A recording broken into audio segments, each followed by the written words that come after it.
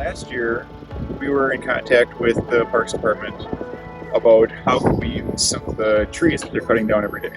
And we had a great opportunity because they had a storm in Marathon Park and had a whole bunch of pine trees that they were looking to do something with. And this project in particular, they were wanting to redo a lot of their boat landing kiosks, the informational kiosks, and they had come to us and we kind of connected about, is there a design that we could make? Is there something that we could do with the students? And so last year we came together, we figured out a design, and then I had some students in one of our building classes. We actually manufactured all the timbers that we see here. And now what we're doing is we're just finally installing it. So these will be going up at all the county boat landings. So there's like 10, I think, in total. So it'll be something that's very visible for the community.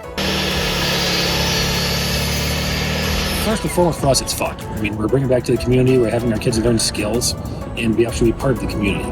So we're building that community aspect with all of our new students coming up that are going to take over and fill in our jobs within the park district. As far as our standpoint from the wood removed, we're trying to find outlets for that wood. Urban wood is a very difficult resource to use. Most of our large mills don't want that because of defects and because of possible metal and things in the wood. So to have them use that wood, bring it back into the city and build things that our residents can reutilize is a wonderful thing for us.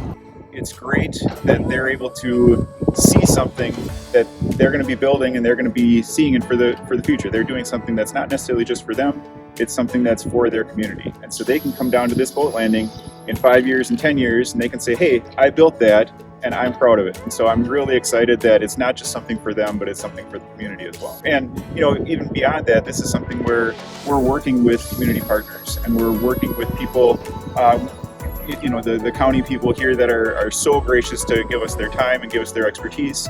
And it's just a great learning experience for our students to really give back to the community.